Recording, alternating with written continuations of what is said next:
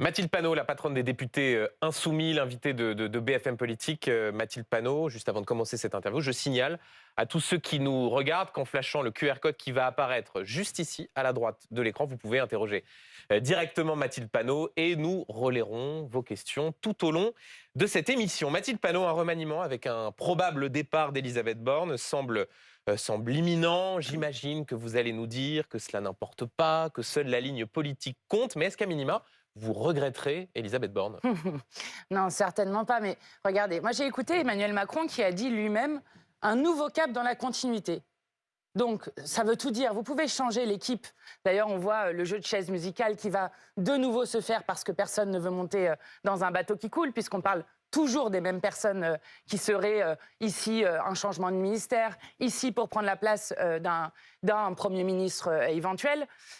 Mais la politique ne va pas changer. Or, ce dont ont envie le peuple de France, c'est d'avoir une rupture. On est quand même dans une situation, 7e puissance économique au monde, nombre d'enfants qui dorment à la rue qui est en train d'exploser. Un Français sur 3, ça c'est les chiffres du Secours populaire, qui a faim dans ce pays, ce qui est d'une indignité absolue. Des enfants qui ratent des millions d'heures de cours parce qu'il y a des professeurs non remplacés. 6700 lits d'hospitalisation complète qui ont fermé juste en 2022. Mathilde Panot, on aura le temps d'aborder ces sujets tout au long de l'émission, mais juste sur le point précis d'Elisabeth Borne. Est-ce que vous nous dites, oui, moi je serais satisfaite de la voir partir, ou est-ce que ça ne compte pas pour vous? Mais non, ça ne compte pas, parce que Elisabeth Borne, on le sait très bien, avait été abîmée par les 11-49-3, par la bataille sur les retraites où ils avaient passé en force la retraite à 64 ans. Et donc, ils ont maintenu Elisabeth Borne le plus longtemps possible pour qu'elle fasse ensuite les 23-49-3, qu'elle passe en force non seulement la loi retraite, mais aussi la loi immigration. Et cette loi immigration, qui, je le rappelle, reprend ligne pour ligne du programme de Jean-Marie Le Pen. Vous passez votre vie à demander le départ d'Elisabeth Borne. Là, si elle s'en va, au moins, vous pourriez vous dire, bah voilà, on a pris le point, on a gagné là-dessus.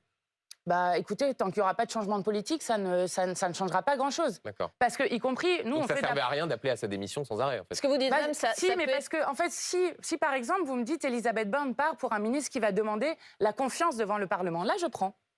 Là, je prends. Mais vous, comme moi, vous savez très bien qu'aucun des premiers ministres qui sont nommés pour l'instant et suspectés de pouvoir être nommés à Matignon ne demanderont la confiance à l'Assemblée nationale. Moi, je voudrais un premier ou une première ministre qui demande la confiance à l'Assemblée, qui ne passe pas sans cesse en force des mesures et qui ne gouverne pas en même temps pour des milliardaires et pour des multimilliardaires. Est-ce que vous pensez que ça peut être pire parmi les noms des prétendants qui sont cités aujourd'hui? Il y a par exemple Sébastien Lecornu qui vient de la droite, qui est le ministre de la Défense. À l'inverse, il peut y avoir Julien Denormandie qui, lui, était plutôt salué lorsqu'il est passé à l'agriculture.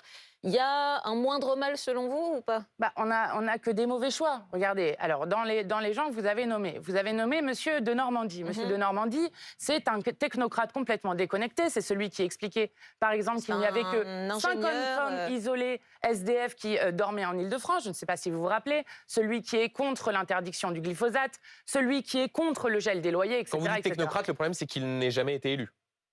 Non, je parle de quelqu'un qui est complètement déconnecté des réalités. C'est ça que je veux dire par technocrate. Ensuite, vous prenez Monsieur Lecornu. Monsieur Lecornu, comme ministre des Outre-mer, les Guadeloupéens s'en rappellent bien, puisque pendant le Covid, alors qu'il manifestait notamment pour avoir des soignants et un hôpital digne de ce nom, et surtout l'accès à l'eau, puisque je le rappelle qu'en Guadeloupe, un enfant en Guadeloupe continue d'avoir jusqu'à 1 mois et demi de cours en moins par an parce qu'il n'y a pas d'eau à l'école, que les gens sont toujours sous coupure d'eau incessante, eh bien, qu'a-t-il fait? Il a envoyé le GIGN et le RAID. Donc, en termes de rapport de force et de brutalité, vous pouvez faire mieux que Lecornu. Oui, moi, j'ai lu même des députés insoumis qui disaient qu'au moment du débat autour de la loi de programmation militaire, ils prenaient, sinon du plaisir, du moins, ils reconnaissaient la capacité à essayer de trouver des compromis avec le ministre de la Défense. Non, ça compte pas, non? Je ne sais pas, mais moi, je vous donne des faits, par exemple. Non, mais je vous donne des faits. Vous vous rappelez que M. Lecornu, par exemple, après 35 jours de bombardement à Gaza, lorsque Emmanuel Macron, pour la première fois, a appelé au cessez-le-feu immédiat et inconditionnel, le lendemain même,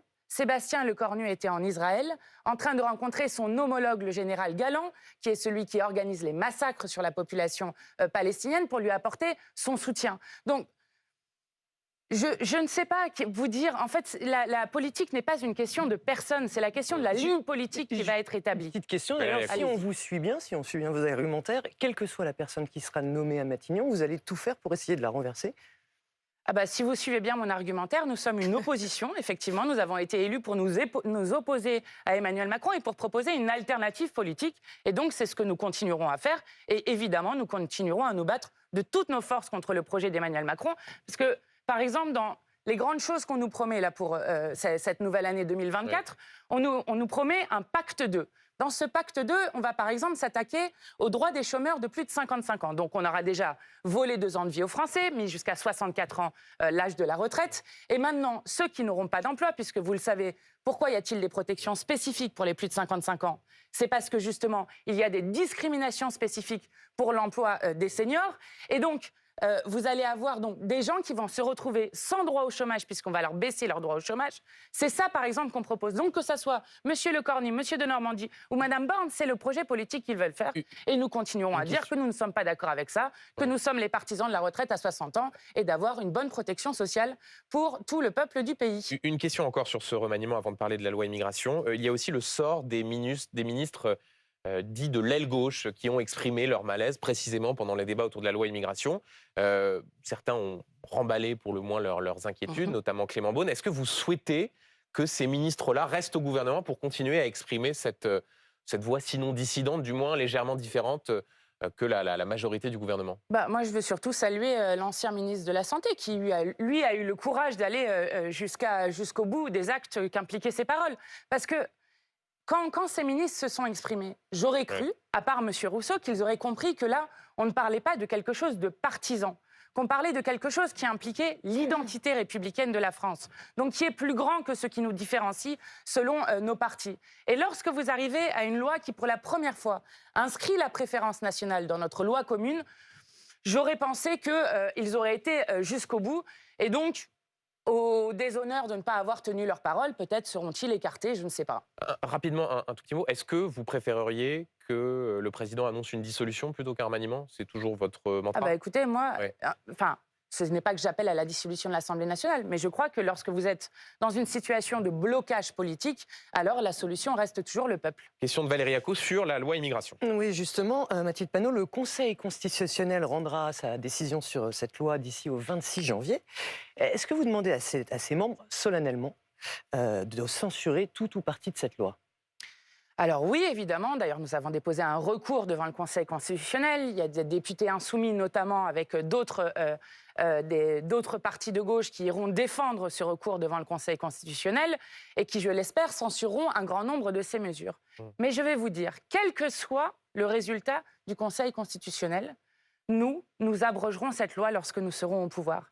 Parce que cette loi inscrit non seulement la question de la préférence nationale, de la déchéance de nationalité, qui est là déchéance aussi... de nationalité qui était déjà dans le droit. Qui est là aussi dans le programme de Jean-Marie Le Pen, qui le fait avancer. Oui, mais c'est déjà vous dans le droit. avez la promesse qui a été faite par Elisabeth Borne de vous en prendre à l'aide médicale d'État. L'aide médicale d'État qui est une politique de santé publique, parce que tout le monde comprend qu'un microbe ne regardera jamais les papiers d'une personne ou d'une autre personne avant de faire son œuvre. Et d'ailleurs, l'Espagne, qui a essayé de supprimer un dispositif similaire, a dû le remettre devant la surmortalité des exilés, mais aussi devant une propagation d'épidémie qui était contraire. Mais alors restons sur l'aide médicale d'État, si vous le voulez bien, une seconde. Ce que dit Elisabeth Borne, c'est donc qu'il y a eu un accord, en tout cas ça faisait partie des conditions de l'accord, de s'engager auprès de la droite de réformer l'aide médicale d'État. Mais personne au gouvernement ne dit qu'il faut supprimer l'aide médicale d'État, personne au gouvernement ne soutient l'idée de la transformer, ce que souhaitait la droite, en aide médicale d'urgence. Ils disent juste, on va prendre le rapport de Patrick Stefanini, Claude Évin, ancien ministre de la Santé socialiste, on va regarder si éventuellement il y a des choses qui peuvent bouger. Par exemple, c'est dans le rapport la proposition de retirer l'aide médicale d'État aux personnes frappées de mesures d'éloignement pour motif d'ordre public, c'est-à-dire ceux qui sont par exemple frappés d'une obligation de quitter le territoire français parce qu'il y aurait eu un trouble à l'ordre public. Même ça, c'est impossible d'y toucher si vous avez par exemple quelqu'un qui a été... qui est un délinquant, de se dire que cette personne-là ne doit plus bénéficier de l'aide médicale d'État? Ne mélangez pas tout vous-même. Je mélange pas tout, non, mais je vais vous expliquer je vous soumets pourquoi. une proposition de rapport. Je vais vous expliquer pourquoi. Si cette personne est sur le territoire français, elle vit sur le territoire français, cette personne dont vous parlez. Oui, même si elle est frappée d'éloignement, donc elle a vocation à quitter le territoire. D'accord, mais elle vit sur le territoire français. Oui. Donc c'est complètement absurde de dire qu'on ne soigne pas cette personne. C'est complètement absurde. C'est comme ça qu'on fait des désastres en santé publique.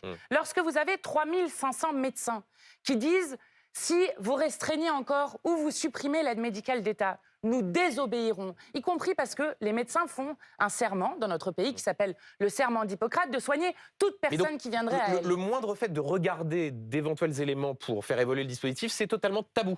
Bah, en fait, Y a moi, rien à regarder. je préférerais qu'on étende l'aide médicale d'État. Je vais vous dire pourquoi. Depuis des années, on est en C'est-à-dire train de à qui, par restreindre. exemple? Je vais vous dire. Ouais. Depuis des années, on est en train de restreindre l'aide médicale d'État. Notamment, on restreint le panier de soins qui accompagne l'aide médicale d'État. Et vous le savez, mais dans l'aide médicale d'État, ceux qui ont droit, qui pourraient bénéficier de cette aide médicale d'État, vous avez un non-recours de 50%. Eh bien, moi, je préférais qu'on s'attaque à son non-recours de 50%, d'autant que vous comprenez bien dans une société que quand vous ne prenez pas les gens à temps, notamment la santé, c'est beaucoup de la prévention, et que vous les prenez lorsqu'une maladie est d'ores et déjà déclarée ou lorsqu'elle est déjà plus grave, eh bien, même en termes économiques, c'est une absurdité Pourquoi totale. alors, Mathilde Panot, pourquoi les Français, quand ce projet de loi a été voté, étaient très majoritairement satisfaits? 70% d'entre eux ont applaudi, ils voulaient cette loi. Est-ce que vous ne vous sentez pas plus souvent d'ailleurs en complet décalage avec Non. les aspirations des Français qui ont des inquiétudes non, sur du l'immigration? tout. Vous regardez le dernier sondage IFOP qui a été fait en décembre. Dans la première préoccupation des Français à 83%, c'est justement la santé.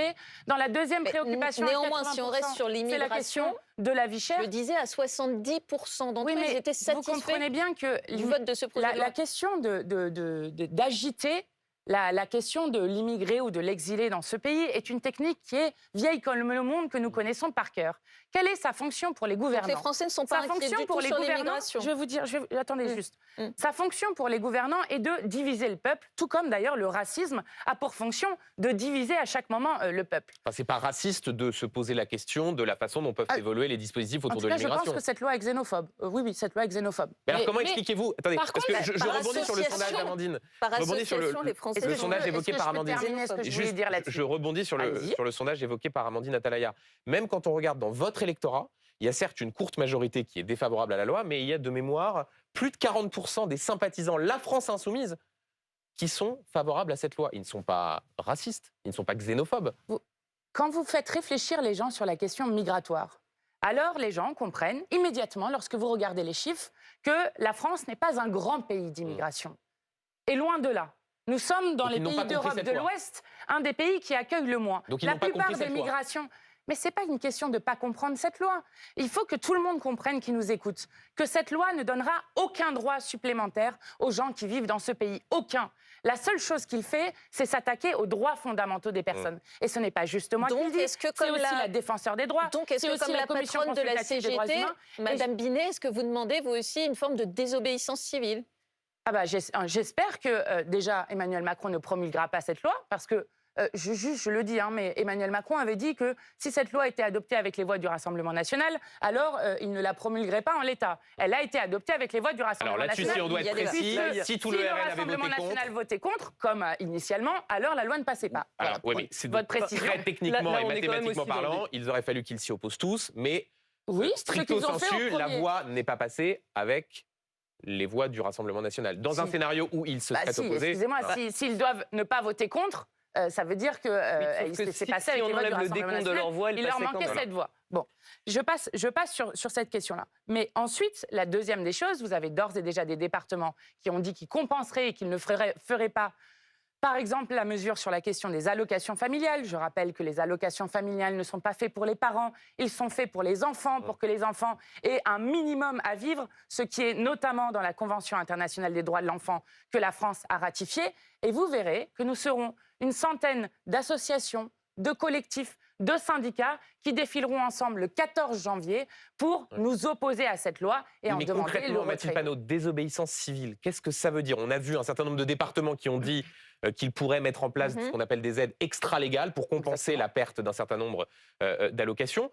Qu'est-ce que ça veut dire sinon? Ça veut dire de quoi? Ne pas appliquer des mesures qui rentrent en vigueur? Auquel cas, ce serait une forme de entrer dans l'illégalité. Qu'est-ce que ça veut dire, désobéissance civile? Par exemple, lorsque, même si l'AME n'est pas dans cette loi, mais il y a un engagement de la Première ministre envers le président du Sénat, par exemple, pour les médecins, ne pas obéir au Oui, fait mais de ne pas soigner les là, gens. on parle de quelque chose qui n'est pas rentré en vigueur. Là, en ce qui concerne la loi qui a été votée, c'est quoi de la désobéissance civile?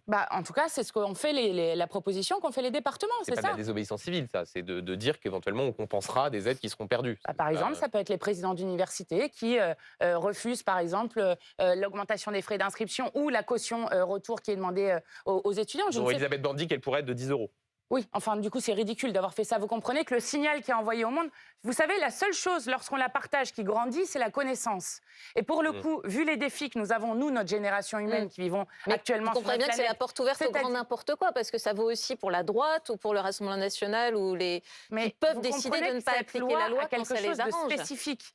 Cette loi s'attaque aux fondamentaux de notre République. Je crois que vous ne saisissez pas bien ce qui vient de se passer. La Macronie Visiblement, est prête, visiblement, les Français en non plus. étant Hein, minoritaire. Ouais. Mais non, mais les Français sont intelligents. Ah bon, 70% des Français sont 70% favorables à la loi. soutenir. Oui, Encore une fois, quoi on qu'on verra pense, ce que quoi ça qu'on en donne. On pense. verra ce que ça donne. Vous savez, par exemple, la France, parce que ce ne sont pas que les personnes étrangères. Vous savez, quand on s'en prend aux droits des étrangers, généralement, c'est le laboratoire du pire, où après, on s'attaque à tous les droits du peuple. Et je vais vous dire, la France est championne en Europe du nombre de mariages mixtes. Donc ça concerne aussi beaucoup de familles dans ce pays qui vont se retrouver entravées par le fait que lorsqu'ils arrivent...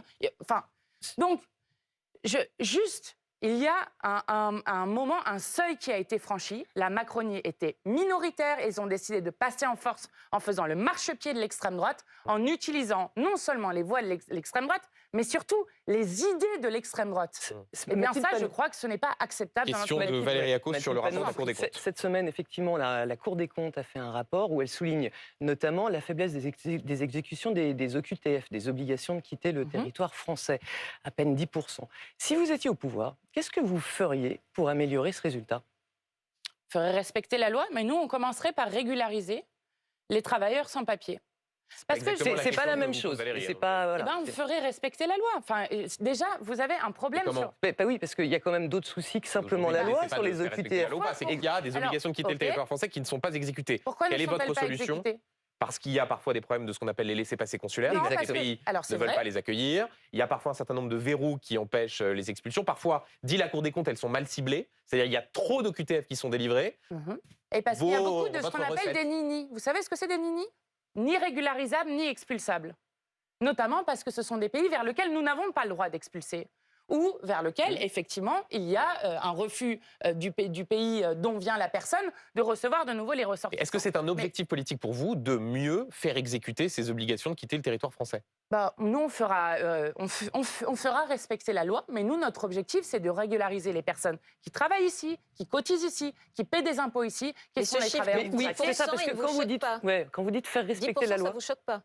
C'est Bah, ridiculement ça bas. montre bien que la politique, écoutez, ça montre que la politique de fermeté qu'on nous promet à tout va ne fonctionne absolument pas. Vous avez vu ce que fait Giorgia Meloni ces derniers temps? Vous avez vu, hein? Giorgia Meloni a été élue en disant zéro immigration. Bon, non seulement l'immigration a augmenté avec le nombre de morts en Méditerranée, puisque c'est à chaque fois ce qui se passe lorsque on essaye de refermer plus les frontières. Première chose. Deuxième chose, elle a dit qu'elle devait maintenant accueillir 500 000 travailleurs qui sont travailleurs émigrés pour justement aider l'Italie qui est vieillissante. Vous savez qu'en 2024, ce qui va se passer en Europe, 2024 est l'année où on estime, cette année, qu'il y a plus de personnes âgées en Europe que de bébés. Donc nous sommes un continent vieillissant. Juste avant, Donc la question, ce n'est une pas très courte coupure. la crise de l'immigration, mais la crise de l'accueil. Juste avant Voilà une très ce courte que nous coupure, ferions. Mathilde Panot, Gérald Darmanin qui annonce cette semaine qu'un total de 4 686 étrangers délinquants ont été expulsés en 2023, c'est-à-dire une hausse de 30%. Est-ce que vous vous en félicitez? Non, mais enfin, M. Darmanin passe son temps à nous mettre des chiffres comme ça. D'ailleurs, en faisant un amalgame à chaque fois, est-ce que c'est une bonne chose? immigrés, délinquants. Oui. Là, c'est des délinquants étrangers qui ont été expulsés, plus 30%. Est-ce que c'est une bonne chose? Non, enfin, je considère que c'est une politique qui est, à part une politique de communication de chiffres qui est faite, qui n'est pas une politique pensée. Je vais vous dire Donc pourquoi. il ne faut pas expulser Parce les que ces délinquants gens sont- étrangers. Non, mais c'est une question que je vous Non, pose mais assez c'est simple, pas ça. Mathilde Monsieur Panot. Darmanin est un hypocrite. Voilà, c'est un hypocrite. Parce qu'en continuant les politiques d'inaction climatique, c'est comme ça qu'on va avoir 1,2 milliard de réfugiés, notamment climatiques, d'ici à 2050. En continuant les politiques de libre-échange qui détruisent les agricultures paysannes et qui permettent de vivre aux gens, c'est comme ça qu'on force des gens à partir. Donc il faut arrêter avec tout ça. Il faut avoir une politique de raison. Merci beaucoup Mathilde Panot. On fait une très courte coupure et on se retrouve dans un instant. À tout de suite dans BFM Politique. Mathilde Panot, invitée de BFM Politique. Mathilde Panot, avant de continuer nos échanges, une question d'un téléspectateur qui s'appelle Martial. Voilà ce que Martial vous demande. Que pensez-vous de la visite de la ministre de la Santé dans un institut connu pour ses positions anti-IVG? Inquiétant point d'interrogation. Pour préciser, pour ceux qui peut-être n'ont pas suivi, il s'agit d'Agnès Firmin-Lebaudot, ministre de la Santé par intérim qui s'est rendu à l'Institut Jérôme Lejeune, proche de la Fondation Jérôme Lejeune, qui effectivement est connue pour ses positions pour le moins conservatrices sur la question non seulement de l'avortement, mais également de la fin de vie. Oui, alors bon, j'ai vu que Madame Firmin Lebaudot, suite à la polémique que ça a créée, a essayé d'expliquer la raison pour laquelle elle y était. Pour que tout le monde comprenne, la Fondation Lejeune fait par exemple des manuels anti-IVG, milite activement contre le droit à l'avortement, le droit aux femmes de disposer de leur corps, et aussi le droit de mourir dans la dignité, comme vous l'avez dit, qui sont deux chantiers qui devraient normalement aboutir en 2024 et qui sont l'humanisme porté à son paroxysme, ce qui est pour nous très important, c'est-à-dire d'être maître de sa personne jusque dans sa mort ou dans le choix de poursuivre ou non une grossesse. Donc le fait qu'elle y aille en tout début d'année, au moment où en mars doit être inscrit dans la Constitution le droit à l'avortement, au moment où en juin, si le président ne tergiverse pas, doit être enfin inscrit ce que les Français attendent massivement, c'est-à-dire le droit de mourir dans la dignité. Ce qu'elle dit, la démocratie, c'est aussi échanger avec les personnes qui ne partagent pas vos idées. Oui, enfin, elle devrait soit assumer, soit s'excuser, mais on ne peut pas être entre les deux. Là, elle a été spécifiquement dans le chantre de ceux qui s'opposent aux nouveaux droits que nous proposons dans le cadre notamment de la 6e République. Donc je crois que c'est assez scandaleux comme premier acte en début d'année. Le gouvernement, ce qui par ailleurs est vraisemblablement envisagé compte tenu des accusations dans le cadre d'une affaire, qui la voit être accusée d'avoir perçu de façon indue des cadeaux de la part d'Urgo, en l'espèce. Donc vous souhaitez qu'elle quitte le gouvernement? Écoutez, en tout cas, ça ne va pas du tout de la part d'un gouvernement d'envoyer un tel signal, alors que des chantiers sont sur la table. Et pour le coup, je le dis, et pour l'avortement et pour le droit de mourir dans la dignité, ce sont grâce à des militants et des militantes qui, depuis des années et des années, militent sur ce sujet, que probablement nous allons réussir à conquérir ces droits nouveaux pour le peuple français. Et je rappelle à ceux qui nous regardent que vous pouvez continuer à interpeller, comme Martial vient de le faire, directement Mathilde Panot, avec ce QR code à droite de l'écran. Mathilde Panot, mardi soir, le numéro 2 du Hamas était tué par une frappe israélienne sur l'immeuble où il se trouvait, en l'occurrence au Liban, à Beyrouth. Et votre réaction le lendemain a suscité beaucoup de commentaires. La voici, elle va apparaître à l'écran. L'armée israélienne bombarde la capitale libanaise. Le criminel de guerre Netanyahou fait courir le risque d'une guerre régionalisée. L'appui des États-Unis rend possible ces exactions. La France doit exiger la réunion d'urgence du Conseil de sécurité des Nations Unies. Des sanctions fermes doivent être prises sans délai. Est-ce à dire, Mathilde Panot, que vous regrettez, que vous condamnez l'élimination du numéro 2 du Hamas?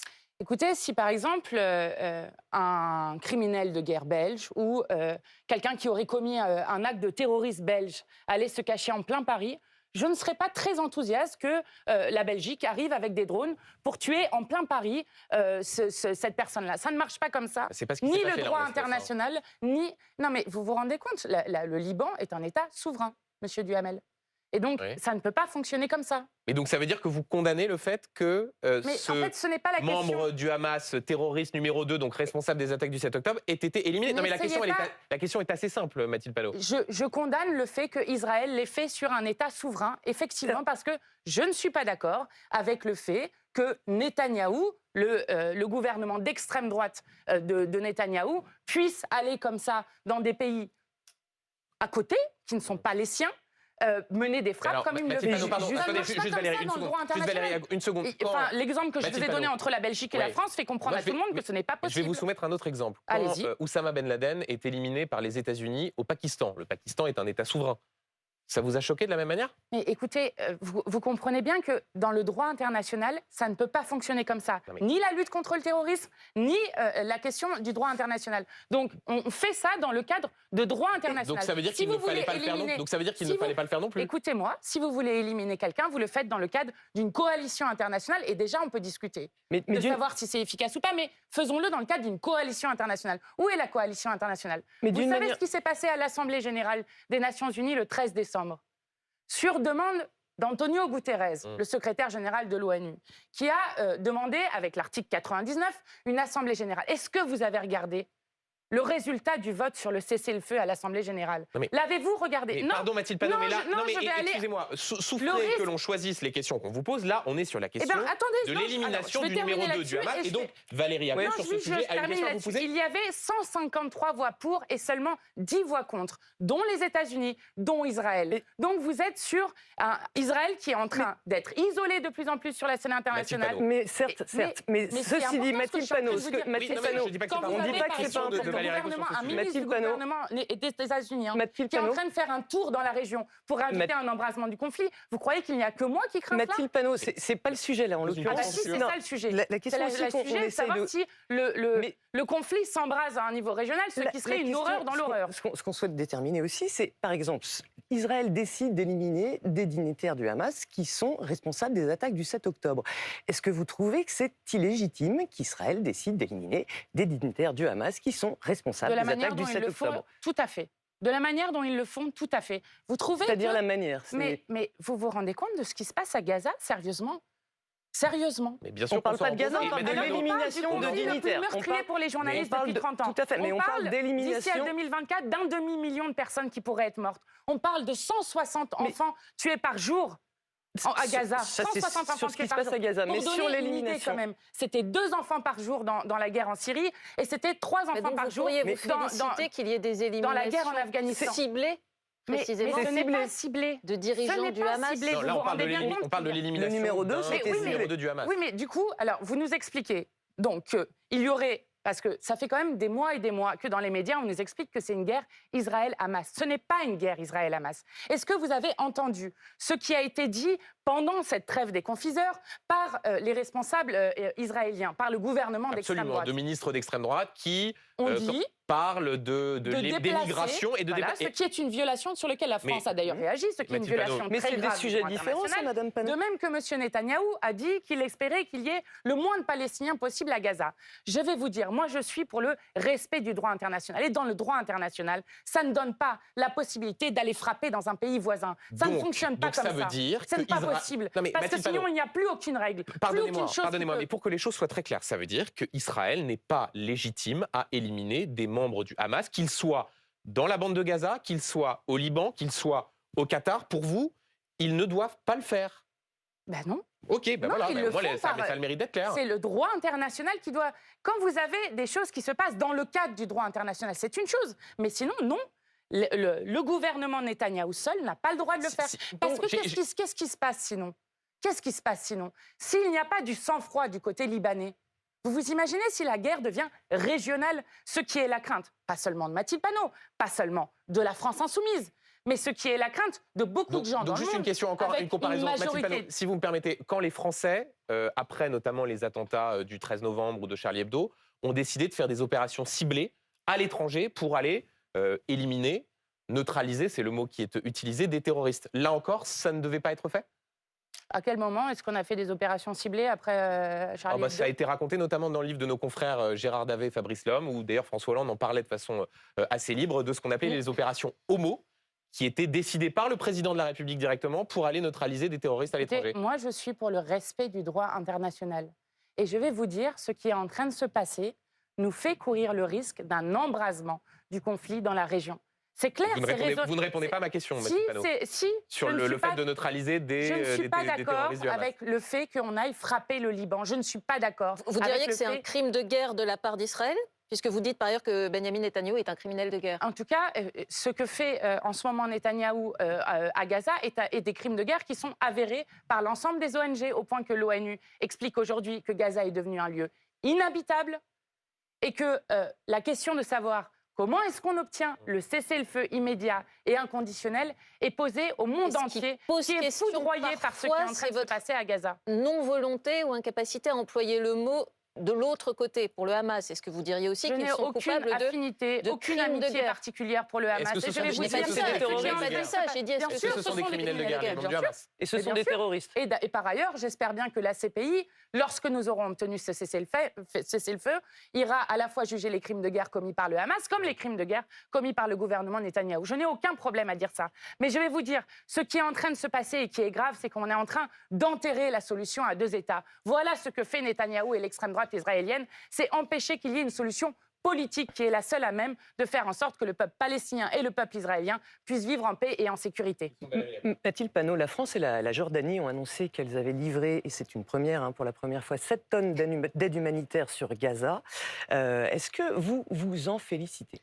Alors, je m'en félicite et je dis, comme a expliqué encore récemment Médecins du Monde, qu'il ne faut pas, par contre, que cela dépolitise la question. Cela veut dire que, évidemment, aider, c'est important, même si, quand je dis qu'un responsable, un coordinateur de l'ONU explique que Gaza est devenu inhabitable, je ne sais pas si cette aide humanitaire sera suffisante. Loin de là, mais elle est importante, et je salue le fait que la France l'ait fait.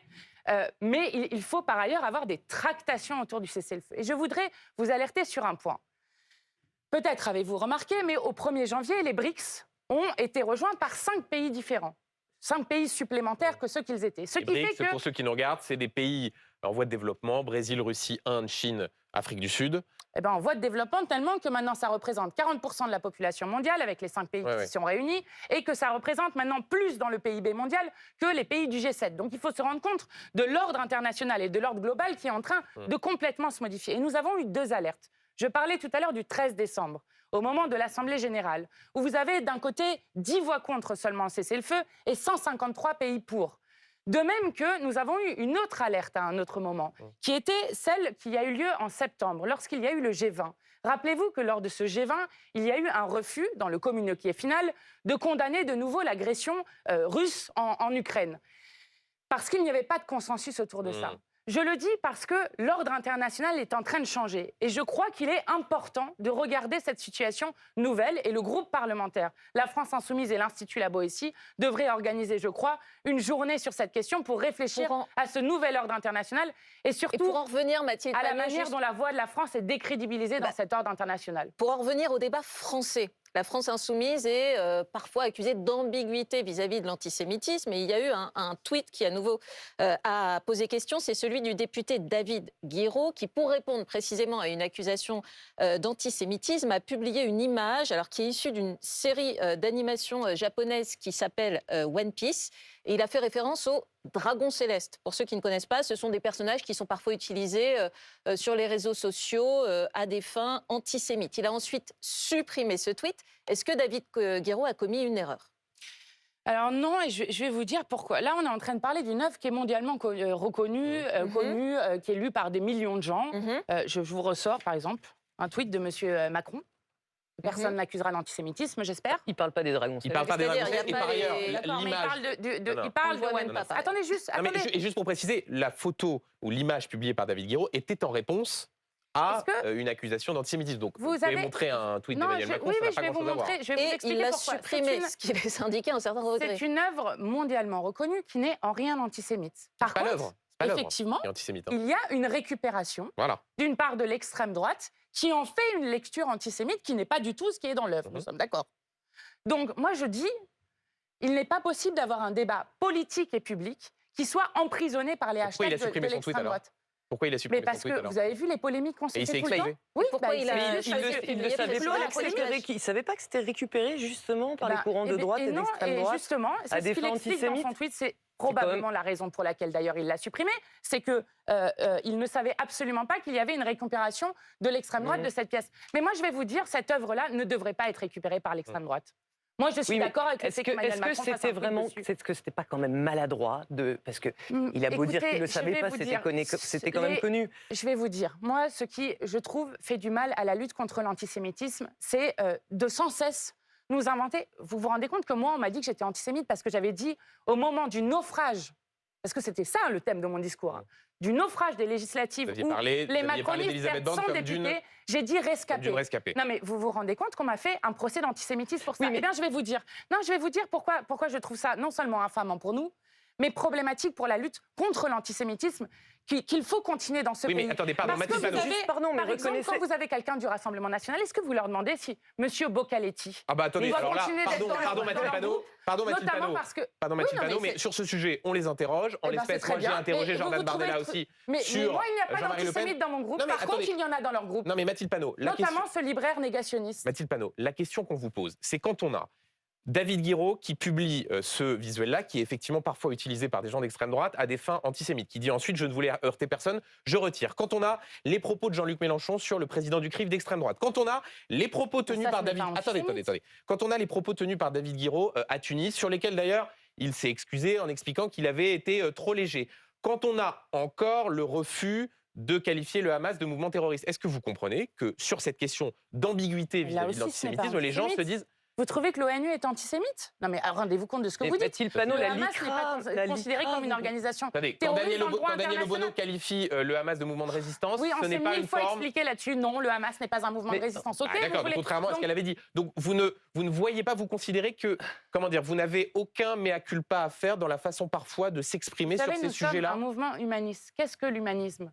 L'humanisme est celui qui refuse, contrie les gens selon leur religion, leur couleur de peau, leur orientation Pardon, sexuelle. Mathilde Panot, mais reconnaissez qu'il y a quand même une succession, une accumulation. Il y a c'est- la LICRA qui vous a mise en cause aussi.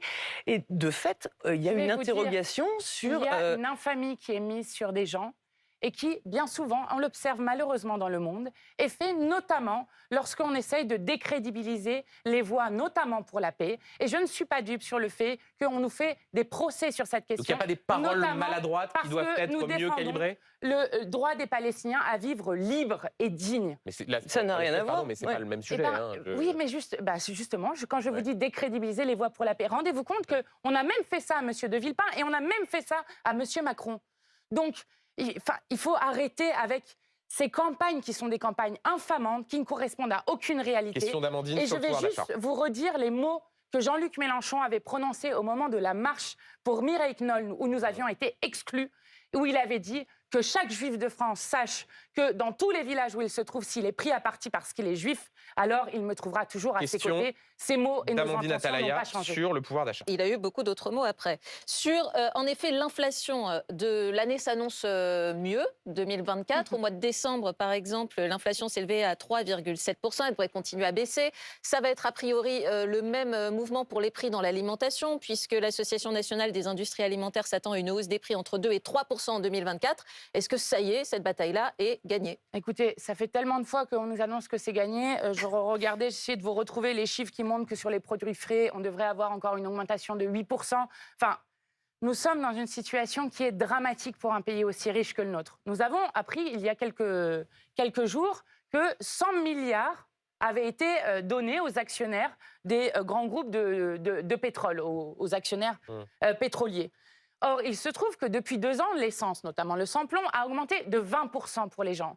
Donc, c'est le FMI, c'est pas seulement la France Insoumise, c'est les FMI, la BCE, l'OFCE qui expliquent tous que l'augmentation des prix est due à l'augmentation des profits. On le voit bien, notamment avec Non, les mais profits. donc sur l'inflation, vous pensez qu'elle va continuer d'augmenter? Moi, à je rebours pense des que scénarios l'inflation, qui vous avez sont un aujourd'hui gouvernement qui n'a dessinés. absolument rien fait à part nous expliquer des pics, tout. Alors, Il n'y a Bruno pas que Le le Maire, gouvernement. si vous Regardez, prenez- Thierry Cotillard dit, le patron du groupement des Mousquetaires, dit dans les colonnes d'Ouest France qu'il y aura des baisses de prix. Bruno Le Maire, il y a quelques instants, vient de confirmer cela. Là, Thierry Cotillard, c'est un patron d'un distributeur qui dit qu'il va y avoir des baisses de prix. Vous ne le croyez pas?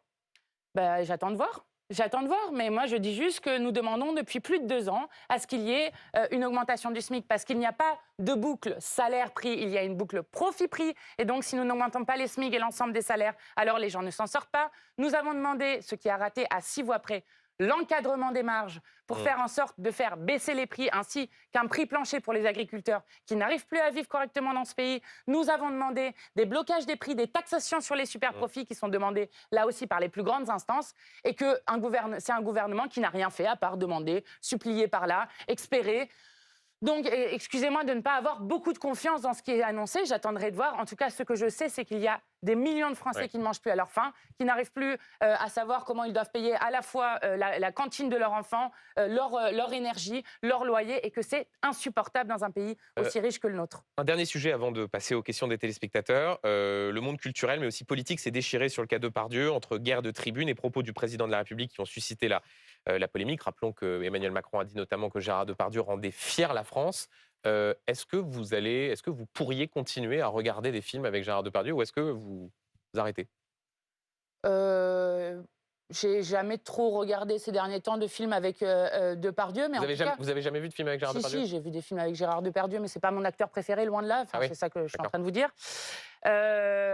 Non, je ne sais pas si je bannirai tous les films que je regarderai, mais non, je crois que c'est l'honneur des 8000 artistes qui ont signé une tribune pour dire qu'il n'était pas admissible. Elles ont dit quelque chose qui était très intéressant dedans, celles qui ont initié cette tribune, en disant « Cela choque plus le monde et la société que des hommes honnêtes se fassent injustement accusés par des femmes, puisque je rappelle que Gérard Depardieu a 3 plaintes pour viol et agression sexuelle, 13 témoignages de femmes qui ont témoigné là aussi de formes d'agression sexuelle, donc ça suscite plus de réactions et d'effroi que l'idée que les femmes, elles, qui sont violées ou agressées sexuellement, n'arrivent pas à obtenir justice, puisque je rappelle que seuls 0,6% des viols sont jugés et condamnés dans ce pays. Il faut lui retirer la Légion d'honneur à Gérard Oui, je Depardieu. pense que oui, ça c'est évident. Enfin, c'est évident.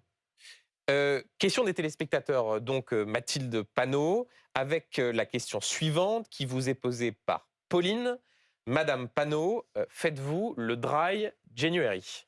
Le dry January, pour ceux qui soit n'aiment pas les anglicismes, soit n'ont pas forcément suivi, dry January, ça veut dire qu'au mois de janvier, on prend la bonne résolution de ne pas boire d'alcool. Alors, comme nous n'aimons pas trop la normalité à la France Insoumise, vous savez, je l'ai fait en juin.